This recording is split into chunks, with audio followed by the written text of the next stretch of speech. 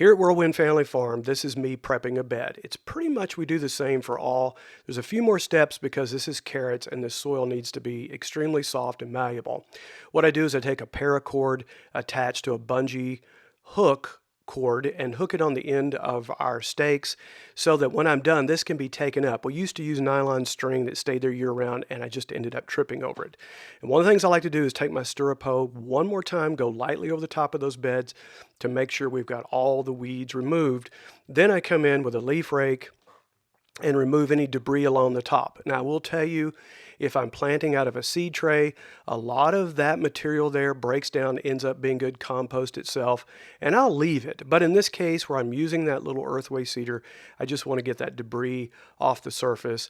And in a lot of cases, that's not necessary to move some of that material off the top because it just ends up being part of the soil. Now, I show you this for a backyard garden.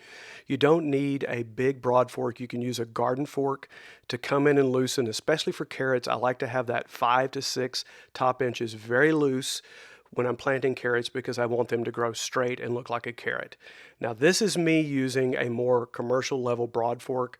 As you notice, I don't break the soil all the way. I'm just going in about every 6 to 8 inches, going in, breaking, cracking it, and allowing that soil to be soft and malleable for those carrots. So when they grow, again, you'll get a nice straight carrot that looks like it's supposed to look. And that's the reason we like to broad fork. Now, I come in next and put down about 1 inch of compost. Sometimes it doesn't have to be that much. These beds have had lots of compost over them over the years, but I come in and put a new layer of compost to get those nutrients down and ready to go.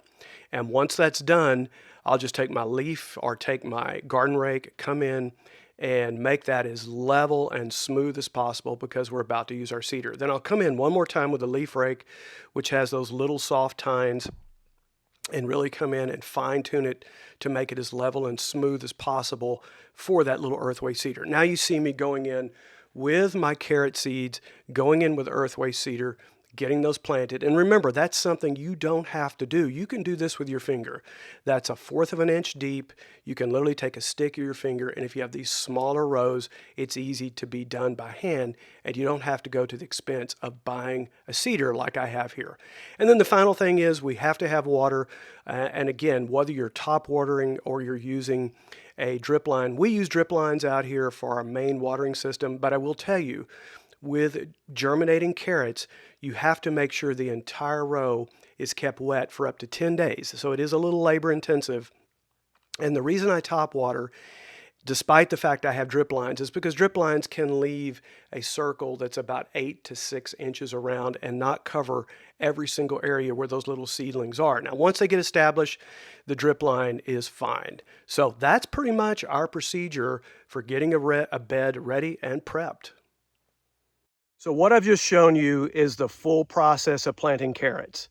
Now, does every single bed need to be prepped this thoroughly? It does not. If you're in your second season, you have a no-till bed, you know that those beds are already pretty malleable. You're planting other types of things that are not a root-based type. You're not planting a carrot or a radish.